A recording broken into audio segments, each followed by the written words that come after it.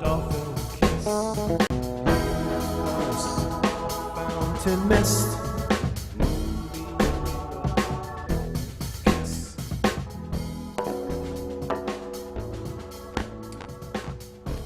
Hello, Bass Guy. You're live on the Bass Guy Show. Who may I have the pleasure of speaking with? Odo sakaraya rabarando rosso cojondo e abashaka sina. Hello there, Bass Guy. It's Dr. Naire Mumstead calling from the new Enlightenment Industries facility that we have just completed here in St. Anne's, Bellevue. Wow, it's a pleasure to hear from you, Doctor. I've heard from news resources that you're back on location. Yes, we've been working hard behind the scenes. We've been trying to unite our bubblezords with our Rafa and the three elements of fire, water, and earth to attain the transcendent state. And I've also joined a speed metal band called the Lords of Sloth. You joined a band. What's the band called? The Lords of Sloth. The Lords of Sloth. Yeah, it's a speed metal band. We're touring Japan with what's the name of that band? The Sludge Stoners. The what, sorry? The Sludge Stoners. The Sludge Stoners. Wow. You're working in so many bands you don't even remember their names. Yeah, well, this is how we raise money for our facility, and I'd just like to say that your enlightenment is our business. So we're excited to kick off this new semester.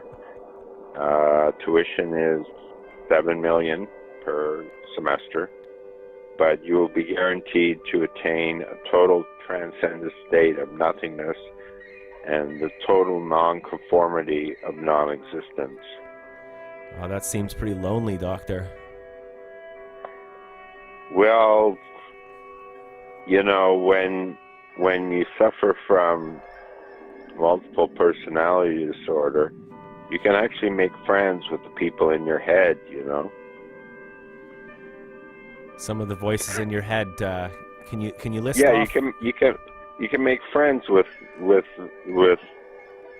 your different personalities, you know, and that way you're never alone because you're carrying like maybe 12 different versions of yourself, you know. So wow, and you can help each other out as well when someone's not feeling. Oh well. yeah, one guy's down, you know, and we're never alone. We're never alone. And as one of these bands, the band is in your mind, I guess, as well, or. Yeah, the Sludge Stoners and the Lords of Sloth. Lords of Sloth. I can't wait to hear it. Are they cutting they have an album, or are they going to cut a demo soon, or what? Well, the guitarist is in rehab. That's me. And once I get myself back on my feet, we'll be heading out for the tour. Okay, well, that's excellent news. We have Deborah here from Calgary, and we have Talking Ape and in London, and Sand Monster in Florida on the wall. Ah, well, I'd just like to say a shaka blessing to them all. They're quite amazed that you're here. They said this is amazing, like betterer. MPD is a fun disease. Edmonton, I know Deborah. Sock Cop is here as well. Sock Cop is here. Oh, yeah. Well, glory in the lard then. Glory in the lard, Sock Cop, based in the Mobilian lard. We should go on a road trip one day. You, I, and Weather Guy. We should go over to Mobile, Alabama. Why, they have lots of lard there? No, they have lard aplenty. Lard aplenty. Well, lard is a good thing, you know. I mean, lard gets you in touch with your softer side, you know. We could drive across America, and to make money to pay for the gas, we can like go to local bars and have fights behind dumpsters for bets. Or we could build a lard-powered car.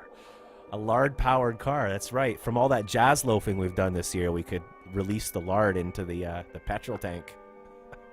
Yeah, well, you know, I think when your stomach overflows your waist and reaches the floor, you know you're ready to get rid of some of that lard. Yeah, this profit thing is taking forever, eh? Well, I still don't have a six-pack, but I have been doing some exercises. Hey, I heard I'm doing a gig with you tomorrow. I'm playing drums with you tomorrow. Yes. Can you tell us about that experience? Well, that is at the local, close to the local, it's the Ile Perrot Market. And I will be playing outside for all the good farmers who are producing good quality produce. And we'll be playing a mixture of Dixieland and jazz standards. And it's going to be, I think it's going to be one shaka of a time. Sounds amazing. You sound like me. You sound a little tired there. Have you been loafing? Well, loafing is my new therapy, actually. How does one loaf? Well, it kind of goes like this, you know. You have all these responsibilities and things you have to do, and it just gets so overwhelming that you just forget about them and you loaf. And then you let your problems build up even more as you're loafing. And this continues to cycle into a deeper loaf. But once you get to the deeper deep loaf. Yes. We have a question from Edmonton from Deborah. She says she needs some loafing. How would Deborah go about loafing if she was a first-time loafer? Okay, the idea is to loaf like you imagine like a bread, like you're a piece of bread, a loaf in the oven, okay? And as the problems of life get hotter, you start to the yeast kicks in and you get so low, like your problems get so heavy that you've loafed into this kind of where you start to gradually grow. You sink low and down and out, and you loaf. You just sit there and you loaf and you ruminate on all that is miserable and rotten about you. But then when you let all that go, suddenly you become lighter and the loaf begins to expand. And then when you're done, you're back on your feet and you're a tasty morsel for the world to eat. Wow, that's amazing. Thank you for that, Doctor. I hope that answers that question, Deborah. Another question, well, not a question, but Deborah's saying that her OCD keeps her busy. Anything to say on OCD, great doctor? Well, I like to, for OCD, you have to get a one-word mantra, or a two-word mantra. In this case, it would be still. So you would take deep breaths, and as you're breathing in, you would recite the mantra, be still. And as you breathe out, you let all the OCD out of you. And you continue that practice just for 5-10 minutes a day. I think that should help. Wow, that really works well. And if that doesn't work, a good old-fashioned shaka works, eh? Well, the shaka is very powerful, but, it's just like, it's dangerous, too, because it gets in the wrong hands, and you can have a whole slew of shundai coming at you, as we've experienced, I'm sure, as we all know. Well, I have a shaka block sent to me from Florida, from Sandy, and she sent it twice because it actually arrived all the way from Florida to my door, and because the one number was wrong on the postcode or something, they sent it back to Florida. Then she sent it back, so it traveled across America twice, and now it's in the house, and it's a big block, Doctor, and it actually just it has LED lights. And the other day it wasn't working properly, and a lot of shundai came into the room, but now it's just stuck on. I can't even turn it off. It's just like it's permanently on. Do you think that has anything to do? you've completed your training. You're at the high level of shaka mastery. So, the Shundais are pretty. You're one of the untouchables, basically. Oh, awesome, cool. So yeah, let's get let's collect our lard together and travel across America and go to America next year. Yeah, lately I've been ingesting duck lard. Duck lard. I find it. Yeah, it goes through the system quite quickly. Well, that's okay because you're a doctor. You're a quack. Little professional comedy joke there. Hey, I've been wondering. I know you don't like talking about it, and it's a personal issue, but have you heard any word on Rodney Hobnoble? Well, Rodney Hobnoble is one of our chief executive officers. Now he's working in the management department at a very high level, but he's under strict accountability because of his past dealings. But he's doing quite well. He's found his niche. He's definitely suited for administration, and he has a team around him to keep him in check. Okay. If he tries to swing a low, like a shady deal, he'll skip supper.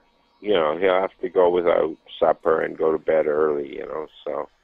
That's good. It's like in the movies. It happens often, eh? Like if you become the drug lord or the crime lord, eventually they catch you, but then they hire you because you're so good at what you do. They get you to work for the top brass. So he's gone from like he had to hide out, didn't he, in Mexico for a few years, and he was shamed, and now he's back and he's back in power again. So. Yeah, he's doing well. Our profits are up, and I did sell that golf course in Orlando. I'm so thankful for that because it wasn't bringing me anything. So Deborah. Later, if you want, we can go to the study with Dank Rutherford and Torque Spungen for a meeting in the mailroom. We can have sherry, Have a glass of sherry, did you say? Yeah.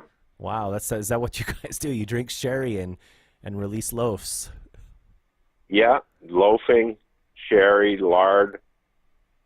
These are all part of the essence of life, Okay. I mean, let's face it.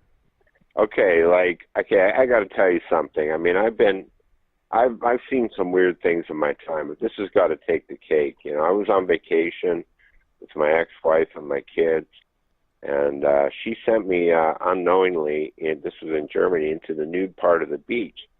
Okay, and there's these 12 guys, they're all friends, and they're playing volleyball in the nude, And I don't know, you can call me conservative, but I think that's just creepy, I do not want to go out with my friends and say, hey, let's go play volleyball and we'll let it all hang out. I mean, come on, this is who are these guys? 9 p.m. Eastern Time. Cool.